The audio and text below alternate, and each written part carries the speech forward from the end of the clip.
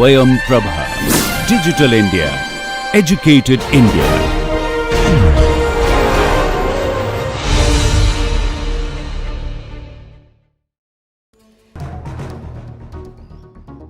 Jnanam Paramam Dhyayam. Knowledge is supreme.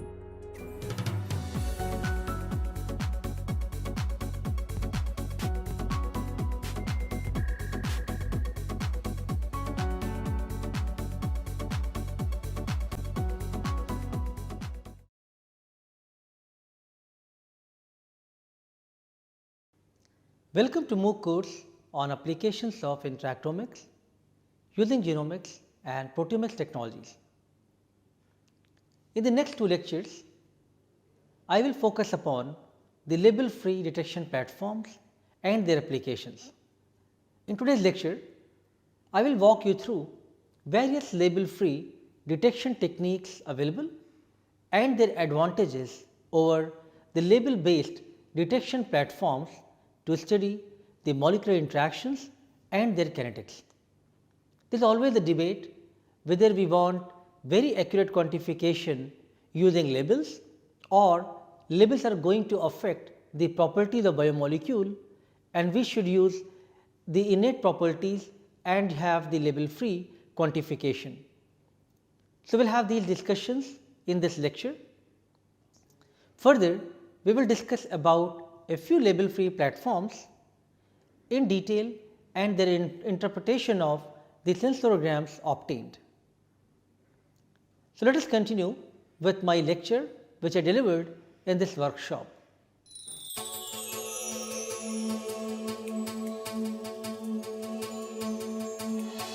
Let me start with the outline what I am going to talk. A couple of things which you have been hearing already, the field of interactomics. I will not take much time on that. But then I will move to comparing the detection platforms, which is because you are hearing a lot of lectures from Josh on protein microarrays. You have heard many other speakers on reverse phase arrays and peptide arrays. All of those require some level of label based detection system, and study you also started getting exposed to some of the label free platforms. So, brief comparison of those two type of detection platforms. Some of the overview of the label free technologies. There are many, in fact. You just got some exposure of SPR study, surface plasmon resonance, but there are many emerging technologies which are already in have started making some impact, but many of them are still in the testing phase. Some of the latest popular label free technology platforms as we go along in the course, and then some of the brief overview of applications. I will not have too many case studies, but I will at least give you the flavor of what all things can be done, because our intention with this course is that many of you can start planning your experiment and think about how broadly these technologies could be used for everybody, because they are not biased for any kind of sample, they are not biased for any specific project. Depending on your objectives, I think you can very much modulate these things for your own research. So, I am sure by now you are convinced that these kind of technologies are very useful to study the entire interactome, which is involved in many of the important activities, whether you talk about signal transduction to splicing, morphology, growth, metabolism, translation, DNA replication. These are all pretty relevant for any kind of physiological processes which we want to study. So, therefore, many type of protein interaction methods have come forward. The traditional approaches includes E:2 hybrid and different type of IP methods, and the latest technologies you are now happy and convinced that protein microarrays are emerging as one of the solid platforms, including cell-free expression-based arrays, which includes NAPA arrays. And then we have a couple of label-free platforms, the biosensors, which are equally crucial as well. So, let us talk about detection platforms and their comparisons.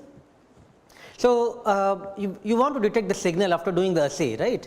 And that is where whatever you have hypothesized, at the end only looking at the dots or looking at the curve, you know that your experiment has worked or not. So, therefore, you need to have some robust detection platforms, and to do that either you are using some sort of label to follow your experiment, and then you are trying to measure those labels either with the fluorescence based methods or chemiluminescence based methods. Sometimes even radioactivity based assays can be very powerful. So, you require some sort of labels which could be used as a marker to follow your experiments, or you can also think about label free approach, because whenever you are labeling a protein, irrespective of what chemistry you use, you are adding something from outside on a given molecule, and that is going to definitely in some way affect the overall structure, overall binding, and it may result into certain artifacts. So, for many kind of critical drug discovery platforms, it is it becomes more apparent that you probably do not want to change the native structure of the molecules, and you want to study them in their own natural environment as much as possible, without adding any sort of extra label on top of them. As a result, many type of label-free platforms have emerged, which essentially aims to look for the properties of the molecule itself. If two molecules are binding, what kind of mass is getting changed, what kind of dielectric properties are getting changed, do we see some sort of percentage reflectivity change because of the binding intensity, can we see some sort of interference change. Many of the physical principles are being used to look at the molecules and molecular interactions, and can we measure those properties. So, as I mentioned, the label based, the readouts could be many of these: fluorescent, radioisotope, HRP based systems. For label free, you got little exposure of SPR. Even many of the nanotechnology based platforms like carbon nanotubes, etc., are also equally powerful, and they have been used for doing these kind of measurement as well. Label based, one of the major advantage here is that these technologies are available. The kind of every lab, every center will have those scanners, so that you have easy readouts. You can definitely do the scanning. I'm sure in any given building you will have some of these instruments available. Reagents are easily available. Even if you don't have HRP, you don't have Psi3 or any of the dyes, I'm sure you can borrow from somebody in the neighboring lab and you can do the experiments. But you cannot do these kind of experiments with the label free kind of approaches when the technologies are very specific.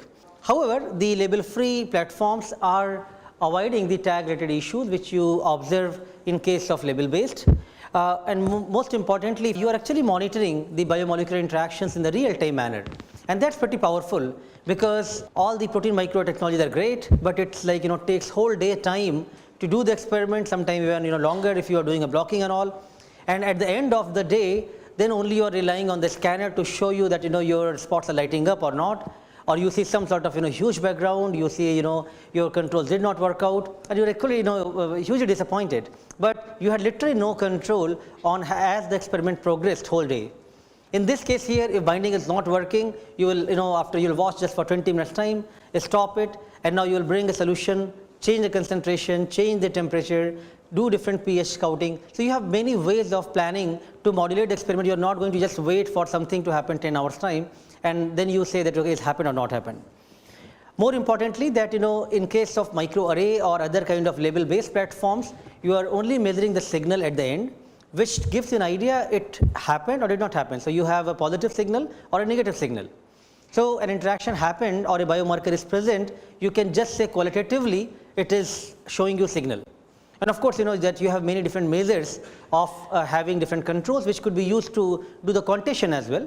But in this case, when you are talking about some of the label free platforms, you have even ability to say that yes, binding is happening, but what can be on rate, what can be off rate, what can be overall decision constant for these, and how my kinetics is actually getting changed. So these are the added information on top of what you'd only obtain in the microarray based or any kind of label based platform. So that is added advantage of the label free technologies. So label based, because of the tags, they might interfere with the function. You may have certain kind of issues which can give you artifacts, and this is endpoint measurement because you are not having control on how the assay progresses. Label free technology having a lot of advantages, but they are still very specialized. Many of them are not available in many labs. You will not find those biosensors available everywhere. They are sometimes more costly, and again you still have to ensure that all the signal which you measure is coming because of the actual binding and not because of the bulk effect, not because of something else which is happening and you are seeing an artifactual response. So many of the things are still under the kind of more infancy, more early developmental stage, which needs to be tested out well. So now, just to give you a feel that we are covering 2 or 3 label free technologies in this course, but there are many which are actually under development. And there are a lot of physics people who are actually contributing toward this way of making many type of biosensors, where they are involving different type of physical principles, how they could be used to measure molecular interactions. So so many, I'm sure you can find out SPR, just one among them, one of the label free platform which can give rise to multiple type of even technology platforms, including surface plasmon resonance, which we talked briefly, surface plasmon resonance imaging based platform, SPRI, or nanohole arrays. All these three depends on one of the principle, which is SPR. Then there are many platforms which are emerging based on the ellipsometry. We have interference based methods, we have electrochemical impedance spectroscopy, atomic force microscopy, enthalpy arrays, scanning Kelvin nanoprobes, micro cantilevers. So, I am sure you appreciate that there are many technologies which are under development right now. They are all looking at different type of physical principles which could be used for looking at the biomolecular interactions in the label free manner. So, while we cannot talk everything right now, but at least some of them I will talk. I will give you some examples of those. But idea here is that many times when a physical scientist work on these kind of biosensors, their objective is to only show that two molecules are interacting, and by looking at interference or conductance change or reflectance change, you can measure a binding.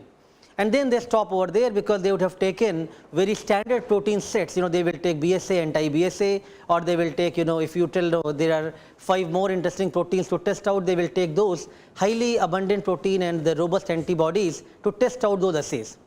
And these things are usually not good, because when you want to try out your actual experiment, which is depending on many times low abundant proteins and antibodies are not so great for them, then I think your assays don't work as robust as you would have seen at the proof of concept level. So, many of these technologies are still under proof of concept level, which needs to show that what could be done at the actual biological sample level. Therefore, what all I have shown here, not everything has reached to biological lab, and not everything is actually holding up to the biological experiment, because biological samples they have lot of low abundant proteins. You will not have that strong analyze to test out. Alright, so all the label free measurements, irrespective of which platform we talk, they are all measuring the biomolecular properties in its pretty much kind of without changing anything on top of them, and it's adding the information which is providing you either kinetics information, or you are looking at the affinities. These are added information which one could obtain along with just yes no answer which you can obtain from other binding experiments. More importantly, the new areas which are emerging, which is essentially systems biology area, the intention is, can we generate lot of these values, which is on rate, off rate for different type of binding interactions which are happening, and now develop those as a model and wiring diagrams which could be used to predict many unknowns, because how many actual experiment can you do for so many proteins? So, let us say for a given protein wild type condition and its many mutant forms which you want to test their affinity certain with a drug or with other molecule. Now, you can build, let us say, from 50 of their mutants, you can develop some of the values which can give you the some models. And now, can those models be used to predict the behavior of another unknown mutant? So, that kind of stuff is going to really happen if we have the available information or at each level of on rate of binding, off rate of binding, what is the KD value, and then you build the models, and that's where a lot of systems biologists have started working in this area and are going to contribute much more heavily towards these directions. So, different type of label free techniques, as I mentioned, are in various developmental phases. Of course, Bayakor is pretty leading in that way, because you have already over 20 plus years of the technologies in field available, but many technologies which are still just emerging, including some of the biolayer interferometry based methods, have really come up very forward fast. Even MST technologies are emerging. So, those could be good platforms to be used. I am just showing you very briefly some of the principles involved of various type of label free technologies. One of them is showing you here these kind of nanowires sensors on which antibodies are immobilized. If a protein binds specifically to this antibody, then you will see a change in the conductance happening, and this is recorded here over the time period. Simple technology, simple concept can have so much utility clinical wise. Imagine that when a lot of SARS issues were happening, different type of viruses people were getting affected.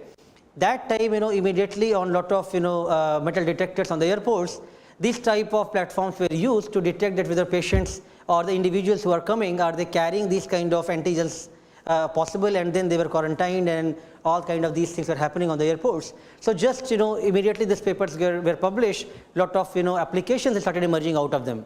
Simple concept, you are measuring antibody antigen interactions, looking at the conductance change, and if that can give you some idea that some individuals are carrying those antigens which are going to give rise to a certain viral disease, then probably you can do much more specific tests on those. So another platform which is which has shown some promise because of the low cost, and that is ellipsometry based platforms, where you are measuring how much polarization change you can see as a result of binding.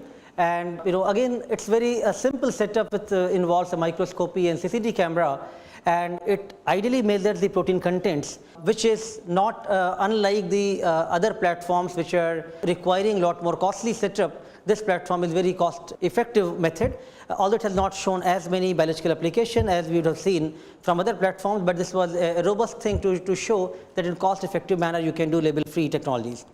One more thing which we have seen some good promise of this paper based on a spectral reflectance imaging biosensor, or SRIB, where you have different layers of silica and silicon dioxide, and by varying the concentration of this, if you have now the protein printed in different amount, you can see the change in the binding happening. And this particular concept was again published in PNAS, which shows how beautifully, just looking at the change in the interference, you can see that how much material is printed in different quantity and can be measured in the label free manner. Then comes the SPR technology, which is surface plasmon resonance, which you are exposed already on a prism and on a gold slide.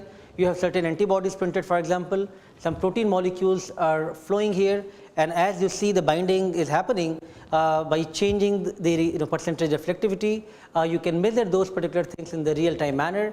And what you are actually measuring, these kind of plasmons which are on the interface of the gold surface when these electrons are being generated, and those you are measuring throughout your reaction, and by changing the solution, then you are seeing what is the SPR angle being changed from one to other condition, and those SPR angle is being used to monitor your entire binding reactions, and that you measure in the terminology which is used as SPR sensorgram.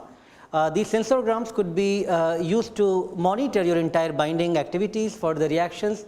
For example, initially when you are just having the molecules coming in and start to bind with the antibody, for example, you can start seeing there is initially a baseline there which is stable.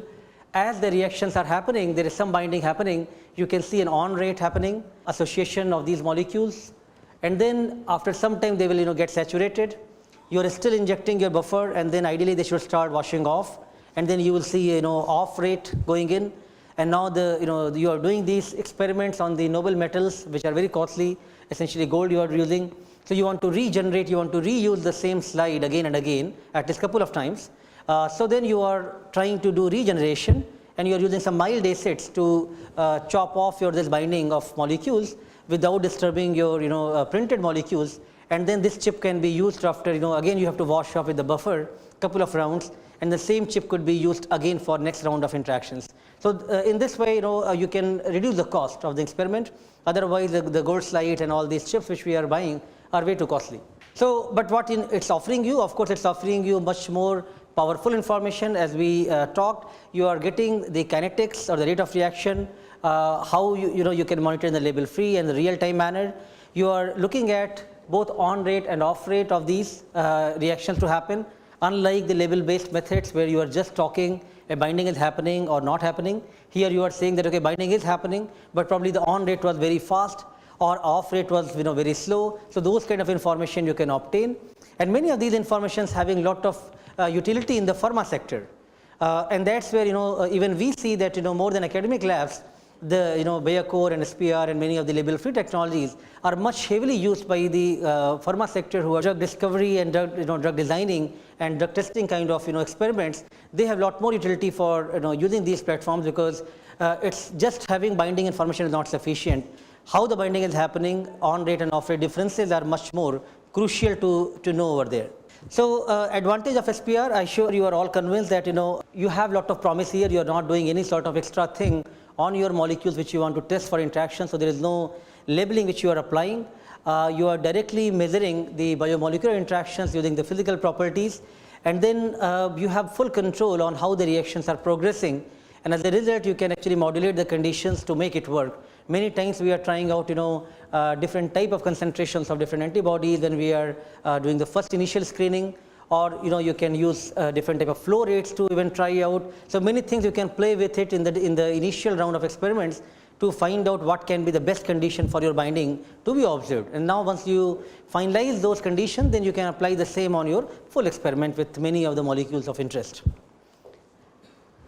All right, so I think we have talked that there is a lot of merit for using these things, but of course there are limitations as well, because everything what you are relying looking at the mass changes, and sometimes this could also come from the bulk effect, that it may not be the actual binding happening from the molecules. So when you are immobilizing the molecules, depending on the size of those, detection also going to get less or more sensitive, because exponentially as the distance is further from the chip surface, you are going to see the loss in the signal, and the detection limit estimated is around 200 nanometers in this cases, limited to the choice of metal which you are using, because that is a gold metal which is useful for doing this kind of experiments. Your samples has to be really clean, it has to be homogeneous, you have to do the proper removal of all the gas, etc., just so that no bubble is blocking your columns, there's nothing is getting clogged as your flow rate is changing for measuring the binding. So sample preparation and these probe attachments could be difficult, but I am sure these are some of the generic thing which is applied for any kind of the chip based assay which you have to follow. You have to ensure that your washing and your all kind of cleanup steps are well performed, otherwise you will have many non-specific interactions which may result. To ensure that you are getting a specific signal, it's good idea to have lot of positive controls, and you can vary the concentrations of those and see till what is smallest lowest concentration you can still measure those signals, and those can be used to follow your various not everything you can do on one chip if you have to test many of your molecules.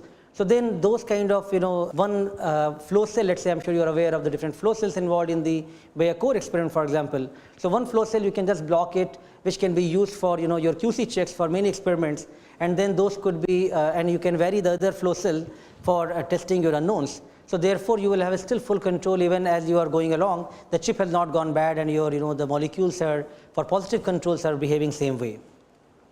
So of course many of these things in the field of label free technologies, you have to ensure that the binding what you are seeing is actually real binding, it's not artifacts, it's not and sometimes you will see a reaction is happening on the temperature dependent manner, so you have to also play with those.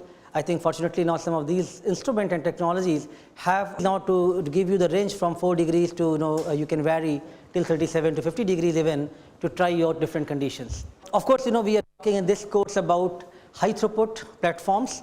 Intention is, I'm sure with Josh talk you are pretty much convinced that if you can have the chips which can screen 10,000 proteins, of course you are going to talk very quality data, high quality data. You are reducing your time, you are reducing the cost, everything, and so much variation which comes by doing too many experiments on if you had 1,000 protein on one chip versus 10,000 on one chip, right? Same thing is applicable here as well on the SPR based platforms, where if you are doing only 4 maximum interactions or 4 maximum testing of the binding on the core kind of platform, versus if you can do thousands on a different platform. And that's where the concept of SPR imaging became very powerful, with hope that can we build the platforms which can do the high throughput interaction studies using the same principle what we have used for SPR.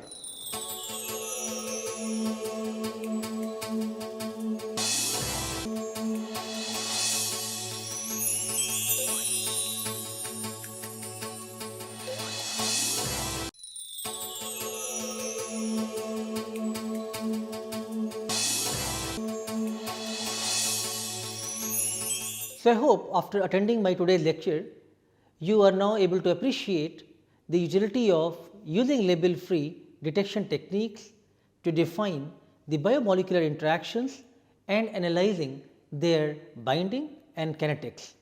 Although there are many label-free detection platforms currently available, but most of them are still under infancy, and they have shown the utility only at the proof of concept level. It means most of these new technologies and biosensor platforms, they have shown the experimental evidences that these principles work only with the known pair of robust antigen and antibody based detection. However, when you have to test out the actual biological samples and the biomolecules which are in the physiological context, they are very in subtle amount, very low concentration, then one need to think about how to use technology platforms robustly. In this light, one of the technology based on the SPR and the Bayer core technology have over the period from long time shown its utility. Also a new advancement in the area, biolayer interferometry technology, has also shown a lot of promise. Nevertheless, SPR is one of the most acceptable platform to study the biomolecular interactions whose principles and data analysis was explained in this lecture. I hope now by looking at a sensogram, looking at these binding curves, you can now make sense of what has happened in this particular experiment, especially for the interaction kinetics. We will continue our discussions on latest advancement in this area and also how to integrate different technology platforms with existing label free biosensors in the next lecture. See you then. Thank you.